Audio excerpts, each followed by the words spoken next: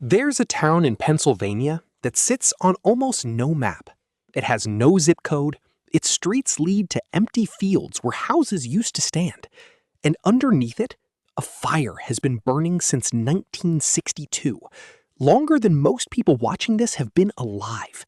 It is still burning right now as you watch this. And experts say it won't stop for another 250 years.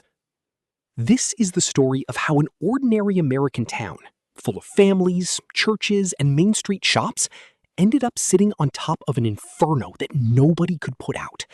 And the most unsettling part? It all started with a decision to clean up some trash. Welcome to Centralia, Pennsylvania. To understand how this happened, you have to know what Centralia used to be. For most of its life, it was an unremarkable coal town. Around 1,400 people, a couple of churches, a school, shops along the main road. Ordinary life. The town lived and breathed anthracite coal. It was the reason Centralia existed at all. But the thing that built the town was also the thing hiding beneath it. The whole place sat on top of a vast, interconnected maze of abandoned mine tunnels, stacked on top of each other, running for miles, and still packed with coal. For decades, nobody thought twice about it. It was just the ground they lived on. That ground was about to become the problem. May 1962. The town council had a routine problem to solve: cleaning up the local landfill before Memorial Day. The landfill happened to sit in an old, abandoned strip mine pit. So they did what towns did back then. They set it on fire. A controlled burn, volunteer firefighters standing by. Nothing unusual. But there was something nobody accounted for. Somewhere in that pit was an opening. An unsealed hole that led straight down into the old mine tunnels below. And those tunnels were lined with exposed coal. The trash fire found that opening. It slipped underground. And it reached the one thing that would let it live almost forever. A coal seam. At first, it didn't seem serious.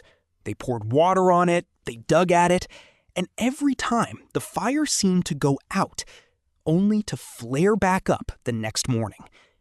Here's the detail that turns this from a disaster into a tragedy. In those early months, the fire could have been stopped. Estimates at the time suggested that an extra $10,000 or $20,000 of digging might have ended it for good. But the money wasn't there. Budgets were tight, the bureaucracy moved slowly, and everyone assumed it could wait. It couldn't.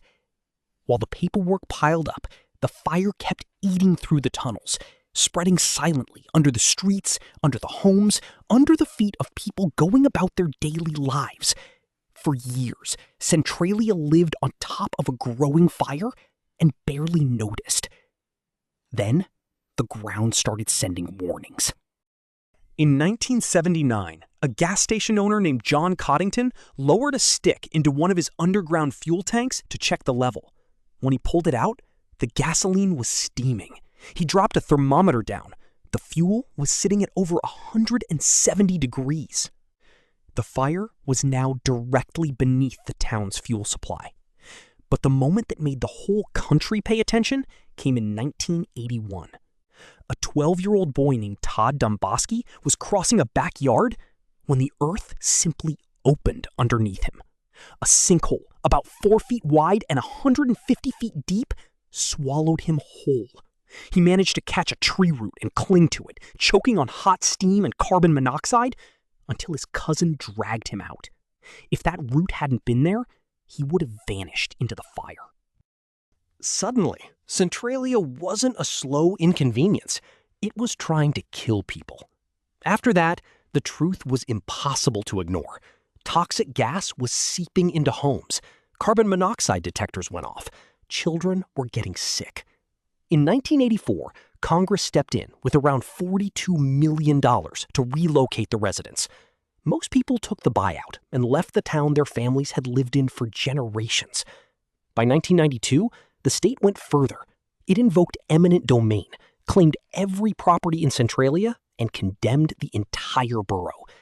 And in 2002, the post office did something almost symbolic. It revoked Centralia's zip code.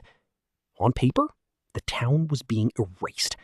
A population that had once been well over 1,000 fell to a few dozen, and then to single digits. But not everyone left.